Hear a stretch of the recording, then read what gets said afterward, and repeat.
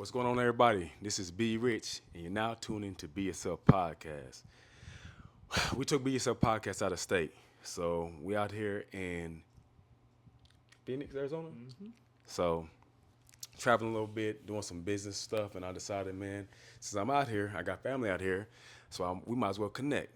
So for you those who don't know, this is my cousin Reggie Smith. Man, I appreciate you showing up.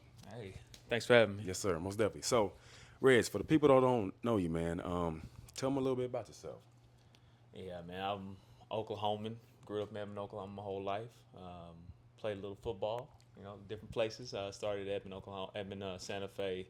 Went to the Oklahoma Sooners, and then ended up playing some years in the NFL with three different teams. So San Fran, Carolina, and Oakland. Okay, so let's start off from the beginning, man. Um, Playing sports early on childhood. Did you early on know? Did you know like you had a different kind of gift, just playing different sports coming up, or did you feel like maybe not talking down on nobody, but did you feel like you know what I mean, you just a little bit better, you know what I mean, just a little Yeah. bit gifted, I guess you could say, in other you excelled in other sports. You know what? At a young age, I mean, it was more or less just getting out there and playing. Like they, I started at 5, so I was doing baseball, basketball, and then started incorporating other stuff as I got older. But it was more about having fun. When really started noticing, probably be around that 12 so range when it was like, hey, I'm running circles around some of these cats. Like, yeah, I'm, Yeah. I'm all right. I'm Yeah, decent. But, I'm yeah, not yeah. gonna talk about it much. But Right, yeah, right, right. Yeah, okay, okay, okay. Now is it more of a you feeling that way, or based off what you were seeing, like with the people playing with you, or is it more people telling you like, hey man, you actually pretty good, you pretty fast, you. I think it was just more, when you start playing these teams that are supposed to be the best or the good or some of the best in the state or whatever the case may be, and it's like, oh, I match up with some of these guys, or I think I'm maybe a little bit better than them. So that's when it was more one of those cases where I was like, hey, if this is supposed to be where the top is, I must be all right. Okay, okay. Talk to us about how it was just growing up in Oklahoma, and then also speak on how it was playing sports in Edmond Santa Fe. Oh man, growing up in Oklahoma it was looking back on it now, I enjoyed it. Now I'm in Phoenix, been the whole all around the country, so being looking back at my upbringing is crazy. Just you don't know and you don't know anything other than what you're around. So I'm just out there with my folks and whatnot. And Evan is running around. My dad used to take me to the track. UCO, we'd run around that, and I enjoyed my upbringing. Like it was fun. I get to, like I said, play. Sports was very heavy in my life, but it's a very simple life. And there's not much that we had to do. We had a normal life, nothing crazy. I mean, we would get up, go to work. They go to work, I go to school. We come home, do sports. It was pretty simple. Okay. But during that time, I did get a lot instilled in me. This instilled in me from my parents, just being a good person first and foremost, and then always working hard, not making excuses, and then always playing as hard as you can and giving the best you can. Don't ever quit. That's the one of the biggest things. Don't ever quit. If I'm gonna start something, I gotta finish it. Right. So I think you said this to roll into Santa Fe. Yep. Santa Fe was a good time in my life. I mean, I'll be honest with you. I thought I was gonna be basketball first. Straight up. Yeah, straight up basketball. I thought was my calling. I Ticket, think okay. everybody does when they football players. They all think basketball is their calling. You get there, and I'm playing.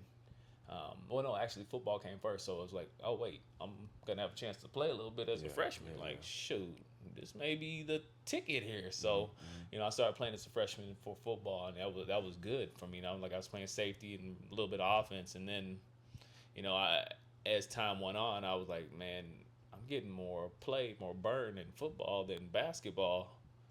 Might want to start investing a little more time in that. So Yeah. that's kind of where that kind of went. Again, I played all sports in high school, but Right. I started paying a little bit more focus on the football and trying to make myself better in that aspect. Man, I remember early on because he used to babysit me, so I remember, man, vividly. It's crazy being so young. I remember this. Um, he was trying to make me some pizzas one time, burn my pizzas. But one thing I remember was through my mind from an early age. I remember going outside and watching you run, in the neighborhood. And I'm like, damn. For me, like being a younger child, and you were younger too at the same time, but for you being that young and having the mentality to running and exercising and just to get yourself better, like where does that come from?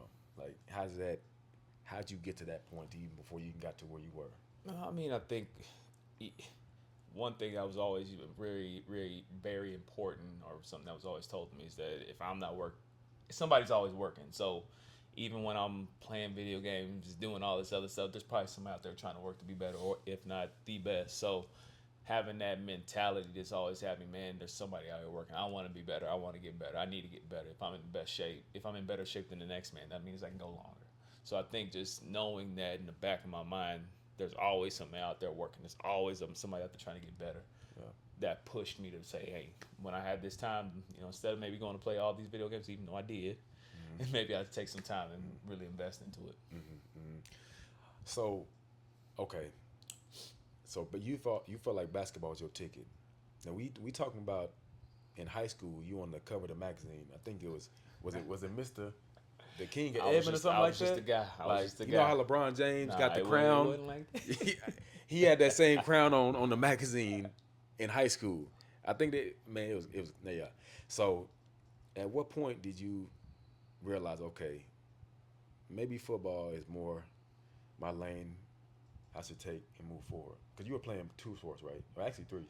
Yeah, I ran track. Okay, I yeah. played a little baseball later Okay. on in high school, but I think it really just set in probably my sophomore year. 'Cause freshman year I played, and I think I went to a couple. I actually went to the OU camp Okay. as a freshman after my freshman season, and some of the coaches were there, and they were like, "Hey, this guy's pretty good. Is he the real deal?" Asking my teammates. It was me and a couple of the juniors and seniors that went, um, and that's what I was like, "Oh, I'm catching some coaches' eyes. That must mean I'm decent at this." So I think after my freshman year, playing the whole year, starting the whole year, and then going to that camp really let me know that this could be Right. the way. Right. So once you kind of getting out there, your name is out there. People know you playing football at Edmond Santa Fe. At that time, was it still 6A ball? Yep. Okay, so the stands is packed. Knowing about Reggie Smith, right? So you played offense and defense, right? So with all the lights being bright, your name being the guy, at any point in time, did you feel any pressure to perform on them Friday nights? Pressure. I mean, there's gonna be always a little pressure. That once to your point, it wasn't just Reggie the freshman. Like, oh, Reggie, this is one of the top players on their team. It was a little more pressure because there's more weight that I have to carry because I am one of the key contributors to the team. So it did start to build, and as time went on, as it was more and more junior, senior year, a little bit more because everybody's like, hey, this guy's supposed to be top 5 or whatever. Yeah. What's he gonna do? So it was. Granted, I wasn't out there to sit there and just try to toot my horn. I wasn't out there just trying to get all these stats for the purpose of trying to keep my status. It was more of I want to win the game. I'm gonna do what I gotta do to win the game. And if that comes with me scoring 4 touchdowns, that's great. But if that comes with me making a great tackle on defense, I'm still happy with it as long as we winning. Because honestly, like the history of Santa Fe, there was only I think 95 was the first year or whatnot. It was Santa Fe was a school, and there was a couple years after that they went pretty far, but it wasn't known for winning in football. So it was I took pride. We took pride as a team to try to make our team one of the best teams in Santa Fe's short history. Did y'all win state championship? No, we lost to Jinx in the state championship. That one burns. What you think, man? Looking back on high school, what do you feel like was one of your toughest games? Toughest games. That's one of them. That was probably because I mean you got to look at that team and then the Jinx team my freshman year. Pretty much, yeah. There was a few people on those teams that went on to play D1, and as everybody knows, Jinx Union, those teams are just always, or at least in my era, were the teams that always had key players that ultimately went to go do D1, do this, do that. Like Garrett Mills and went to Tulsa. Jason Carter was my teammate at OU. They had players and they were all pretty good. So coming from the West, as they call it, trying to beat the teams on the East. It was always something that hadn't been done, so it was a big deal for us to try to knock them off. So anytime we played Jinx Union, we played both of them at least once. Um, those were probably our tougher games. And I'll be honest with you, the Lawton games Yeah. were always tough. Lawton, you talking Yeah. about Ike, Mac? Ike, because Okay. there was Larry Burdine, DJ Wolf, those types of guys were on those teams that were just monsters. Straight up. Yep. Reg, man, what do you how you stay so humble, man? Like, it's just you don't. I'm trying. This is your podcast. I'm interviewing Reggie. But this is like you kind of remind me of like how the Thunder. The Thunder, the reason why they excel, the reason why they won a championship. Shout out to Thunder, because they have a win first mentality. It's not an I, and for you, I never hear you. I've never seen you talk about yourself. It's always been us, we, and just being just really just a humble person. But where's all that? Where's that come from? I mean, I think it's just the way I've always been. I mean, it wasn't ever. I don't like to toot my own horn. I'm a natural introvert. I'm not one that wants to be out there in the spotlight. Just let me sit in the background, do what I need to do, and if that means I'm one of the better people on the team, that's great. But ultimately, it was just that's not my personality. I'm not gonna be the one that's in front screaming and shouting. I'm just gonna, hey, we need to get X, Y, and Z done. What does that mean? What does that look like? That's just always been my personality, not just how I played. That's what I leaned on as I got into my career. Is just don't try to do nothing that I'm not. Be a part of the team. Try to influence the team by my play, and that'll help ultimately us win. Okay. So let's fast forward a little bit. All right. And let me ask you this, because this is what I heard. I don't know if it's true or not. By this time, the offers coming in for football. D1 offers. And they say, as they say through the grapevines, they say that Pete Carroll came to your crib. Who's that? They say that Pete Carroll, when he was at USC, came to your crib trying to recruit you. That's true. That's a real deal. That's facts.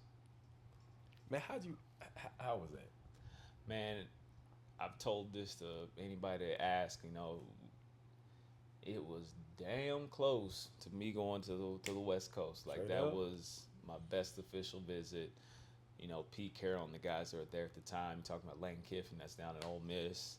Ed Ogeron, he was there. He was at Ole Miss now. I don't know where he's at now, but they had a stacked team and stacked coaches. So Who was on that team at that time? You remember? Reggie Liner, Oh, okay, Matt Line. Okay. yeah, Lindell White, Dominique Bird. This is right after they beat OU in the national championship. Oh yeah. Yeah, so I felt like I couldn't lose either way. Both teams were in the national championship that year, so it was good. But that was probably my best official visit. Everything was good with USC, and then again, Pete Carroll was he's an interesting character, but he's a good recruiter as well. Okay. So, how or what was the deciding factor to choose the Sooners? So was it OU or wherever it was? I guess you could say, was it OU then USC, or was OU below USC, or how do we get there? Everybody seems to think that like, oh, he knew 3 days, he knew a month. I didn't know. I'm over there just enjoying the moment, because when you're getting recruited like that, it's like it's amazing. I know it's completely different now. Now it's all through Twitter, Talk to us about that. X and stuff. For now. you, how's that recruiting process? What is that? Draw us into that life. What does that look like? Man, it's again, it's different than what it is now from my understanding. But you go to your locker room to get ready for practice or whatnot, and most of the times they send the letters to the head coach, and they put it in your locker. So I come in, open my locker, and there'll be stuff there. So I'm looking at it, reading through it. And there's some teams that send a lot of stuff. Arkansas sends stuff like every single day. But then you see those other ones that come through that are bigger in that time frame, schools. And then you see the OUs come. And then you see, like, I got a Miami, and I was excited about that. And I was like, dang, Miami.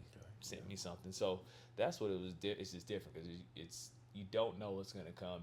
They can only really send you uh, mail. You read through that, then you start talking to the peers that they have when they have.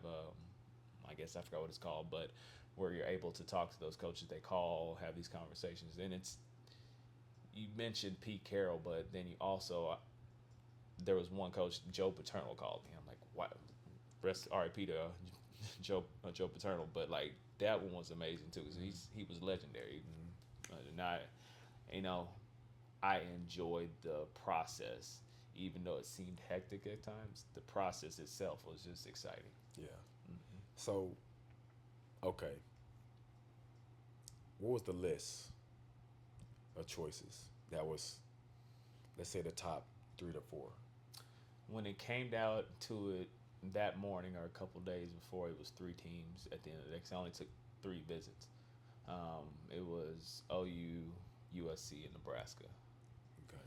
For those of you that are OU fans listening, Nebraska was on the list because of John Blake. John Blake was OU before Bob got there, so he one of the best dudes ever and one of the great, well, really amazing recruiters. And when I went my visit there, it was good too. It was just Nebraska was up and coming, or I didn't know what they were going to look like.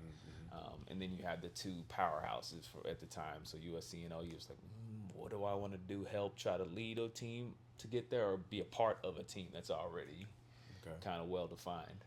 So, for these schools, Nebraska, OU, USC, are they recruiting you to play DB or offense?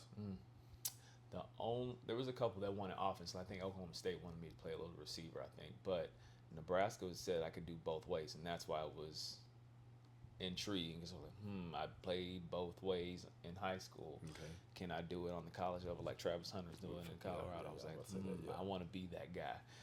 So it was very intriguing. It's just, again, you didn't really know if Nebraska was going to be at that level at that time. They ultimately ended up being there. We played them in the Big 12 championship game, but there was a couple others that wanted me to do, receiver here and there. Like I said, Oklahoma State was one, and you have Army Navies. I think they wanted to play quarterback as option quarterback, but it's a whole nother story. Most teams wanted me as a corner, so that was Okay. what I looked like. So then we get down to decision day. Mm-hmm. Why Oklahoma? Probably gonna say the real reason. No, I'm playing. I heard what I think What may have was been. that? But this is your What was story. that? I'm letting you I talk. want to make sure if it was I right. mean, I just heard, man. I'm gonna let you talk. It ain't nothing negative. Oh no, that's fine. It's just a family member, a certain special person, and you know what I mean, may have helped with your decision. That's all I heard. But go ahead. This is your story. No, I mean it was again that morning. I think I called Nebraska, called John, and say, hey, I'm not going to be coming there. And then I went to Santa Fe because they had a meeting, not a meeting. What's it called? Yeah, they had a thing in the gymnasium. You stopped the school, had everybody come in there for this special announcement. But I brought the letter of intent for OU and for USC. So I'm still debating on which way to go, and ultimately I was just like, hey, they're both great teams. I can't make the wrong decision. I don't believe in, it happened to be closer to home, which is good, and I could have a lot of my family come see me play, which is also important to me. So I think it ultimately just came down to, again, that piece, being able to be there close, and everybody was able to come watch me. I think, again, the teams, they were both good, so I don't think I could have lost either way I went. For sure. So let's talk about you get into OU, right? Freshman, got you playing DB. How difficult was it for you to stamp yourself as a true freshman to start on a huge D1 program? For anyone listening that's about to enter college, or one day they will enter college as a true freshman, what does it take? Like, how do they get themselves to that point to even be able to get on the field and start? as a freshman? Well, I mean, you got to have God-given ability first and foremost. So that's one thing that everybody's gonna have. But you one of the biggest things you have to do is be able to be coached, and that could be being coached hard because some coaches are different. Some coaches are harder than others. So being coached hard, being coached by different leaders and different leadership styles, because again, not every coach is the same. So learning how to take the constructive criticism and apply that to the next play, the next practice, the next whatever. And then also being able to be a student of the game, whether that be the playbook, which is half the battle, knowing where you should be when you should be there is half the battle, then also being able to study the opposite team, the offense or whatever you're going against, and knowing what keys to look for when you're out there playing. Okay, okay. So how do you feel like you kept yourself on track throughout your time? You know, you just staying disciplined and making the grades, studying the playbook. How do you feel like you stay so locked in? It was a moment in there. I was close. I was borderline not gonna be eligible one semester. I, Okay, I, I kind of let myself slip, but okay, okay. that's again that's probably one of the biggest things is being able to balance the school, the study hall, all that, and then still be able to perform, whether that be during practice or game. So go ahead. Okay. And I'm just speaking of for, let's just say that it's a 3-star, 4-star athlete, or whatever, and he's getting himself into college one day. Let's just say he's running into the same issue that you ran into with the grades, right? What advice would you give for him that helped you? Hmm. See what I'm saying? Well, first I wouldn't don't get yourself in that situation. You gotta But make if sure. you do, because Yeah, life be life and life sometimes, and happens. you got to bounce things, and I To me, it's just really just knowing yourself and knowing your study habits and how you learn the best. For me, I'll tell you right now, like history. I know people say I just wasn't good at memorizing or putting two and two together. So, me learning how I can go about learning that those topics and whatnot, it was how I was able to turn it around. Because again, I history, and then we went to macro and economics and all that type of stuff. It's just certain ways you have to make sure you understand how is the best way that is beneficial for you to learn a topic. Because if you don't, and you just keep letting yourself drown and think you know it all, you're not gonna make it. And then also the biggest thing I struggle with, and I think any athlete or person in general struggles with, is knowing when to ask for help. And I didn't ask for help until it got too late.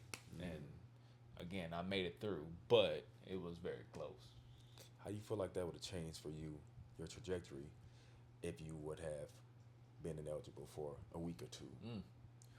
I probably would have been. I probably been there 4 years, if not five. Yeah.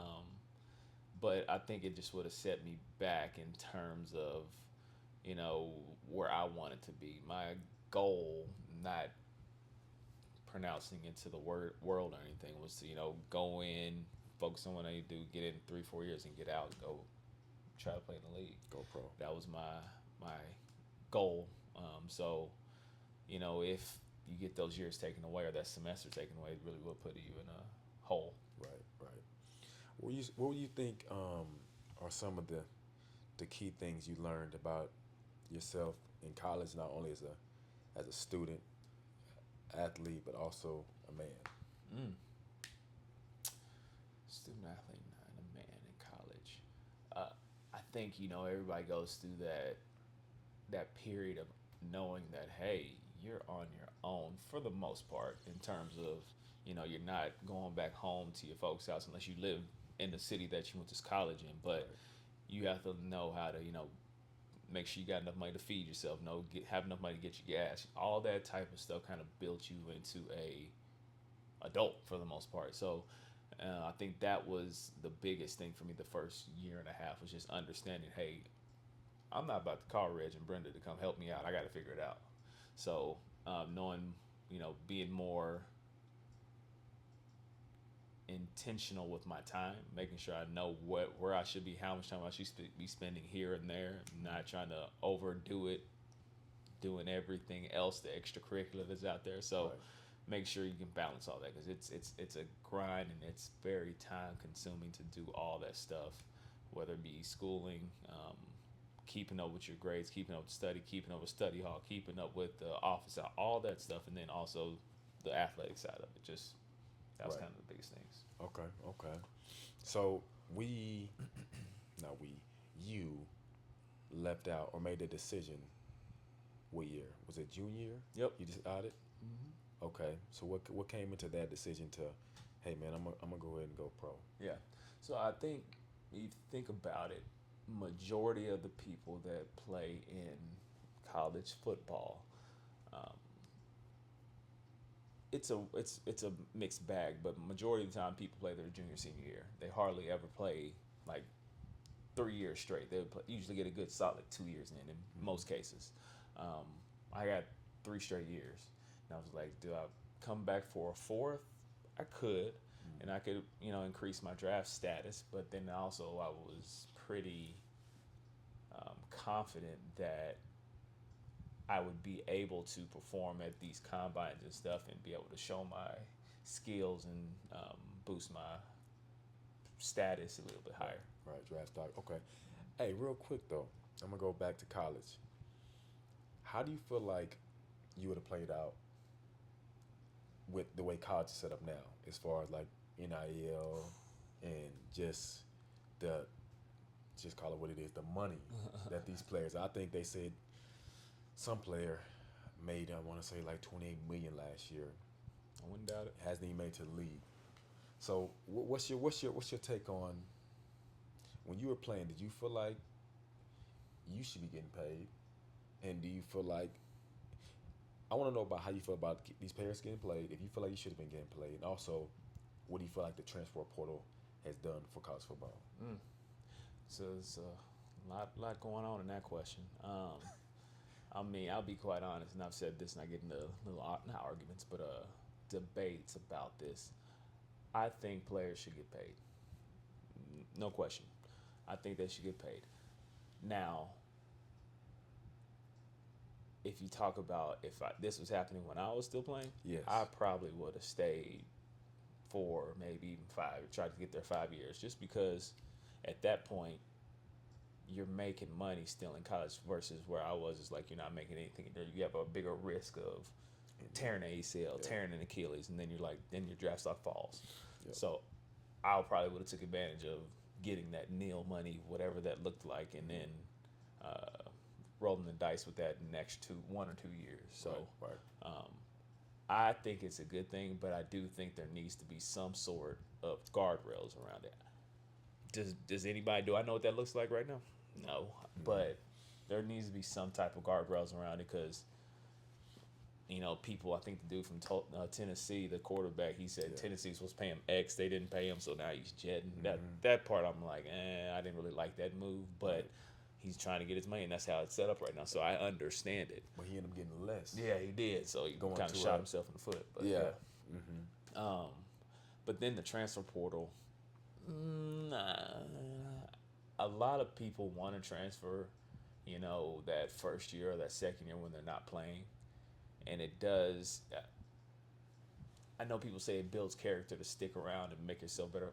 Fully agree with that, but at the same time, there needs to be maybe, hey, you can only transfer 1, 2 times. That's it. Put a cap on it. Again, some type of guardrails around. I think where it's going, looks like the NFL in a sense, but in the same aspect, I do think they should be getting paid something. I do think there should be an easier way to transfer if you are in a situation to where it's not gonna be beneficial to your business. Because when I say your business, I'm talking about, hey, Reggie Smith is Reggie Smith's business.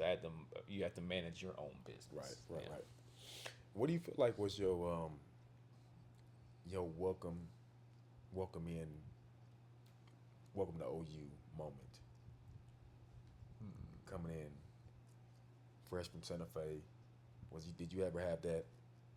Okay, this is real. Oh man, it would be summer workouts then. Not even like The playing workouts. football. The summer workouts were like nothing I've ever done. I only fell off twice. For the record, I know people talk about them people falling off. Not me. I fell off twice. That was it. Yeah. But anyways, those were some of the hardest workouts I've ever done, just because you get pushed to the max, and it builds character. Just because you think you're at your max, but then you get pushed a little bit more, and it builds that character and allows you to be able to push through that wall, not only during practice, not only during games, but just not only during practice, not only during those workouts, but also in games. When you Right. think you've hit a wall or getting to the tire, you can go that one or two more plays and get through it. Right. Okay. So now at this point, you're saying your stock value is rising. So you to make the decision. All right, I'm gonna go ahead and enter the draft. Mm-hmm. You get selected by the 49ers. How's it feel, man?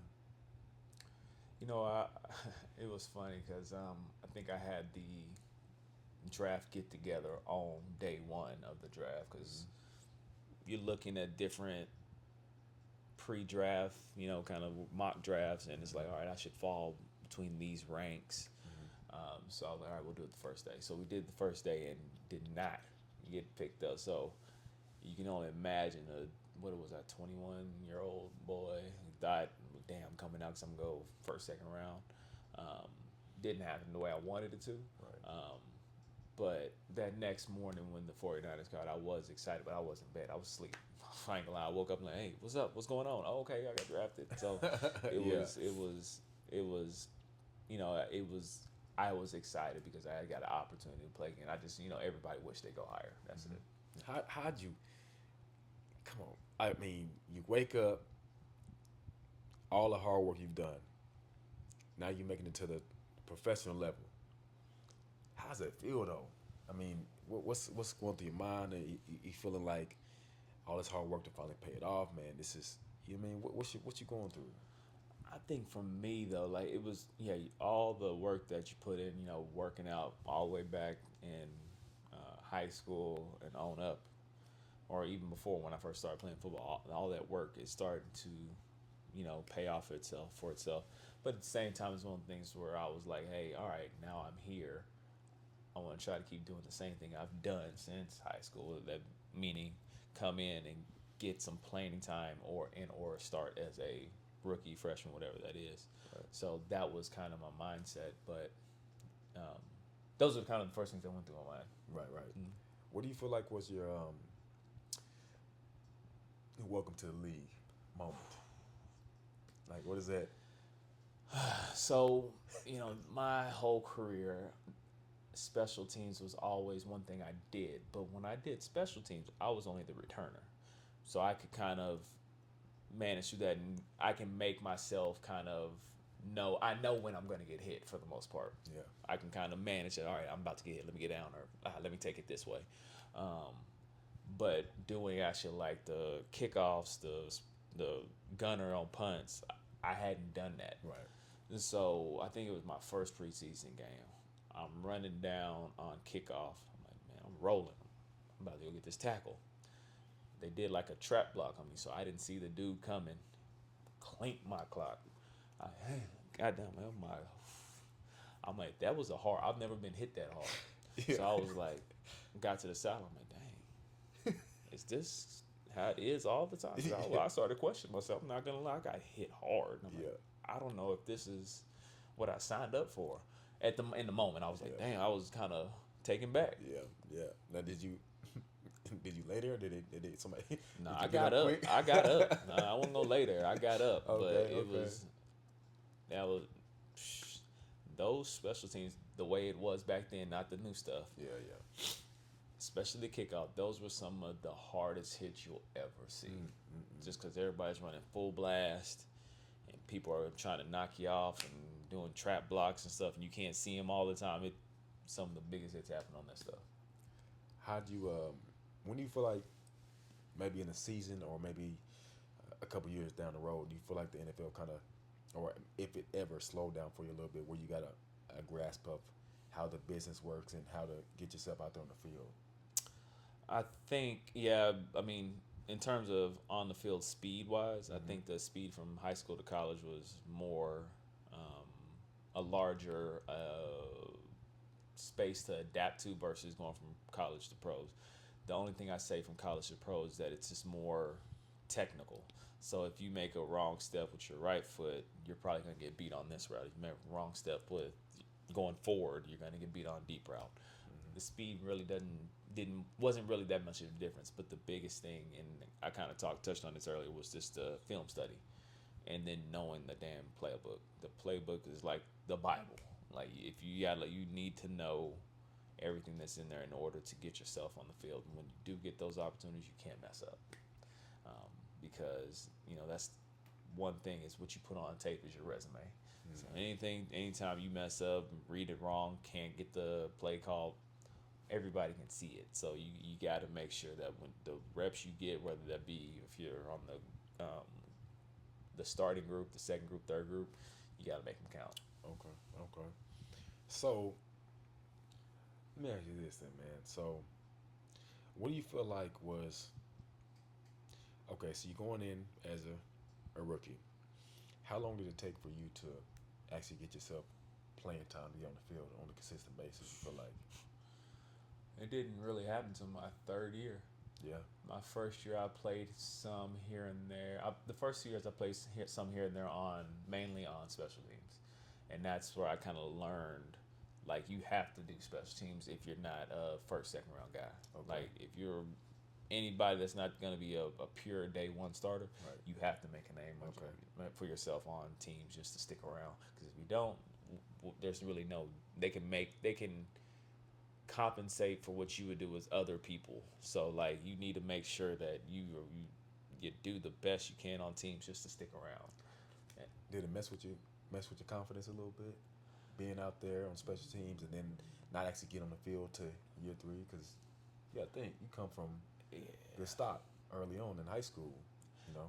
Yeah, yeah, I guess you could say that. That would make sense. I mean, just for the fact that like I said, I've always played wherever I went. So not being able to play like a large amount of downs on defense, which is what I was playing, was a little bit of a little bit of a pain. I guess it's like confidence was a little bit taken back just because again I've played so much, but looking at the guys that are above you, some of them can be 8, 6, 7, 8, 10 years older than you. So it's also a learning experience to be like, hey, this isn't just a 4-year gap anymore. This is like grown men out there. So learning how to navigate that is also a big key coming in as a 21-year-old kid straight out of college, 22-year-old kid straight out of college.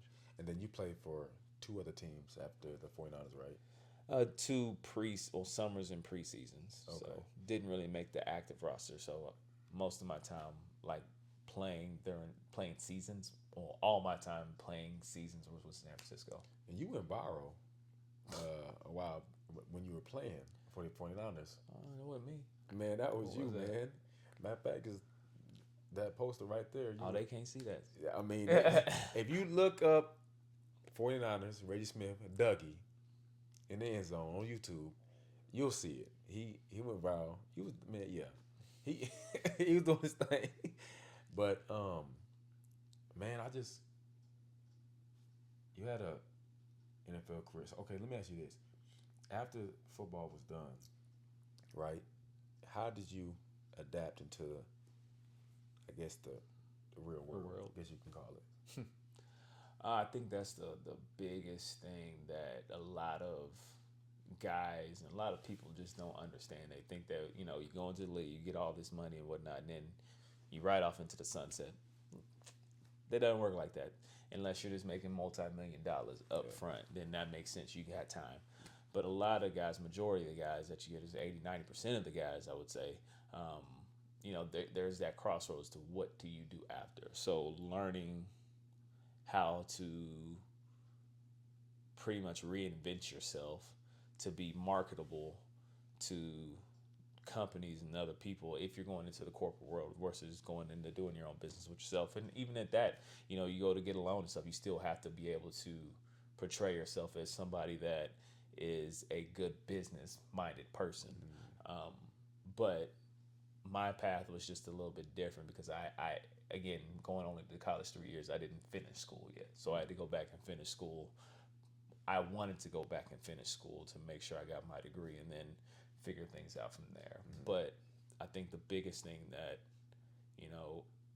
helped is that there is programs and stuff in place through the NFLPA, NFL Trust that help guys transition out wherever you are in your process, whether that be resume building, going back to school, internships that could help you possibly get a job or job fairs. There's millions of things they have that's available. It's just tapping into those programs and stuff and making sure that you utilize them because it was all a benefit to all players that played, I think, 2+ years. Right.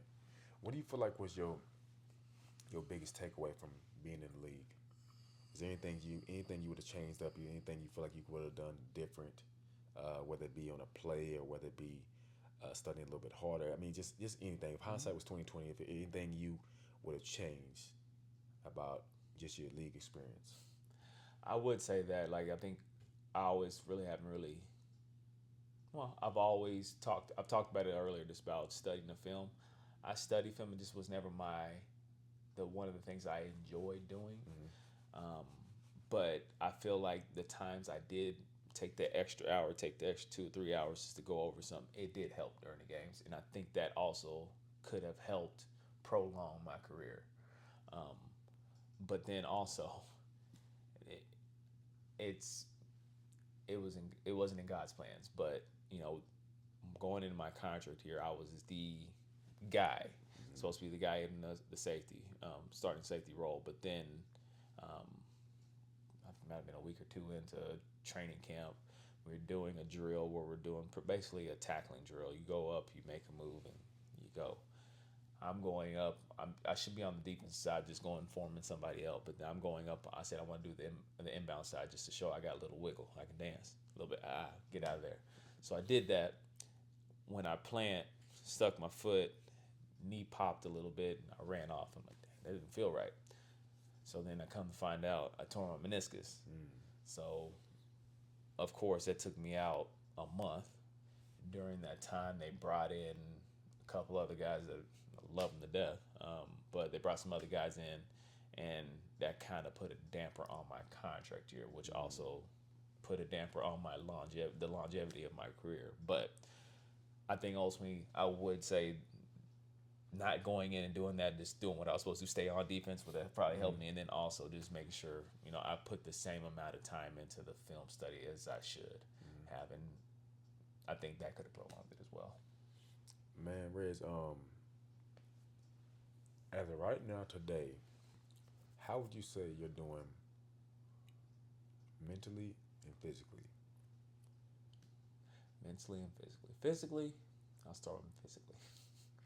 Physically, I think I'm pretty good. I came out pretty good unscathed for the most part. Had the knee surgery on my right knee, but in terms of aches and pains, yeah, I'm getting near 40, so it's like that's gonna come. But I know I could have been far worse off. There's some guys I know that just struggle to get out of bed. So like, I would say I'm lucky in that aspect, and there's other guys again with the hits and stuff. There's so many things that they've messed up with their brains. I was gonna say the wrong word.